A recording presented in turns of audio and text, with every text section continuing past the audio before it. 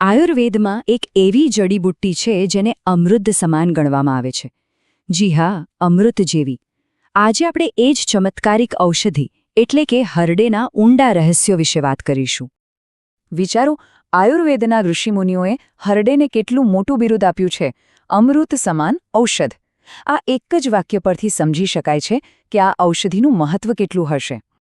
તો આખરે આ હરડે છે શું? એનું વૈજ્ઞાનિક નામ ટર્મિનાલિયા ચેબ્યુલા છે, પણ એના આયુર્વેદિક નામ જ એની અસલી ઓળખ છે. જેમ કે રોગહરણી એટલે કે રોગોને હરી લેનારી, અને પાથ્યા એટલે કે જે શરીર માટે હંમેશા હિતકારી જ હોય. આ નામ જ એની તાકાત બતાવે છે, નહીં? પણ સવાલ એ છે કે હરડે કામ કેવી રીતે કરે છે? વેલ, એ સમજવા માટે આપણે આયુર્વેદના મૂળભૂત સિદ્ધાંતને સમજવો પડશે. આયુર્વેદ ફક્ત રોગના લક્ષણો પર કામ નથી કરતું, પણ એ રોગના મૂળ સુધી પહોંચે છે. અહીં જુઓ, આ તફાવત એકદમ સ્પષ્ટ છે. એક તરફ આધુનિક પદ્ધતિ ઘણીવાર લક્ષણોને દબાવીને કામચલાઉ રાહત આપે છે, પણ બીજી બાજુ આયુર્વેદ શું કરે છે? એ હરડે જેવી ઔષધિઓથી શરીરને અંદરથી સાફ કરે છે, જેથી બીમારી જડમૂળથી દૂર થાય અને સ્વાસ્થ્ય લાંબા સમય સુધી ટકી રહે. તો હરડેનો અસલી જાદુ છે શું? તેને ત્રિદોષ શામક કહેવાય છે. મતલબ કે આપણા શરીરમાં રહેલી 3 મુખ્ય ઊર્જા વાત, પિત્ત અને કફ, આ ત્રણેયમાં સંતુલન લાવે છે. ખાસ કરીને જ્યારે વાત અને કફ દોષ બગડેલો હોય ત્યારે હરડે પાચનતંત્રને સુધારીને સ્વાસ્થ્યનો પાયો મજબૂત કરે છે. આયુર્વેદનો આખો સાર આ એક વાક્યમાં સમાયેલો છે. જ્યાં શરીરમાં ગંદકી, ત્યાં બીમારી. જ્યાં શુદ્ધિ, ત્યાં સ્વાસ્થ્ય. અને હરડે બસ એ જ શુદ્ધિનો દરવાજો ખોલે છે. સાચું સ્વાસ્થ્ય બહારથી નહીં, પણ અંદરથી જ શરૂ થાય છે. સારું, સિદ્ધાંતો તો સમજી લીધા, પણ હવે પ્રેક્ટિકલી જોઈએ કે આપણા શરીરની અંદર ગયા પછી હરડે ખરેખર કરે છે શું? ચાલો, એની 3 તબક્કાની કામ કરવાની રીતને સમજીએ. એની કામ કરવાની રીત 3 સિમ્પલ પણ ખૂબ જ પાવરફુલ સ્ટેપ્સમાં છે.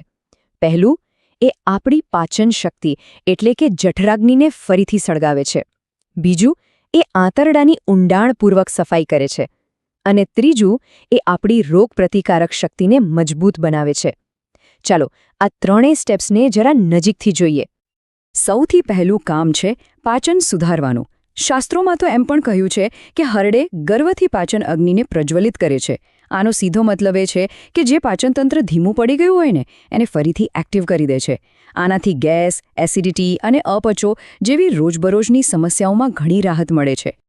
એકવાર પાચન બરાબર થઈ જાય એટલે હરડે પોતાનું બીજું કામ શરૂ કરે છે, ડીપ ક્લીનિંગ. એ આંતરડામાં ચોંટેલા ઝેરી તત્વો, જેને આયુર્વેદમાં આમ કહેવાય છે, તેને શરીરમાંથી બહાર કાઢે છે. અને એનું પરિણામ શું આવે? કબજિયાત અને પેટ ફૂલવા જેવી સમસ્યાઓમાંથી કુદરતી રીતે છુટકારો મળે છે. અને વિચારો, જ્યારે શરીર અંદરથી એકદમ સાફ હોય અને પાચન પણ સરસ થતું હોય, ત્યારે ત્રીજો ફાયદો આપોઆપ મળે છે, એકદમ મજબૂત રોગપ્રતિકારક શક્તિ. હરડે શરીરની પોતાની ડિફેન્સ સિસ્ટમને એટલી મજબૂત બનાવે છે કે વારંવાર બીમાર પડવાની સમસ્યા ઓછી થઈ જાય. તો જ્યારે પાચન, સફાઈ અને રોગપ્રતિકારક શક્તિ આ ત્રણેય વસ્તુઓ એકસાથે કામ કરે છે, ત્યારે શું થાય?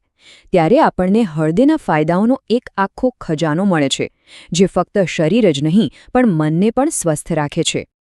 પરંપરાગત રીતે હરડેનો ઉપયોગ કબજિયાત, એસિડિટી અને ગેસ જેવી પાચનની સમસ્યાઓ માટે તો થાય જ છે, પણ એના ફાયદા અહીં પૂરા નથી થતા. ચામડીના રોગો હોય, એલર્જી હોય કે પછી સાંધાનો દુખાવો, ખાસ કરીને જે વાત દોષને કારણે થતો હોય, એમાં પણ હરડે ખૂબ રાહત આપે છે.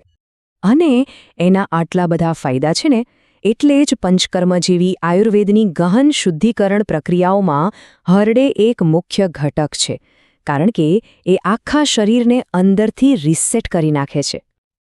અને વાત ખાલી શરીર પૂરતી સીમિત નથી. હરડે વાત દોષને પણ શાંત કરે છે.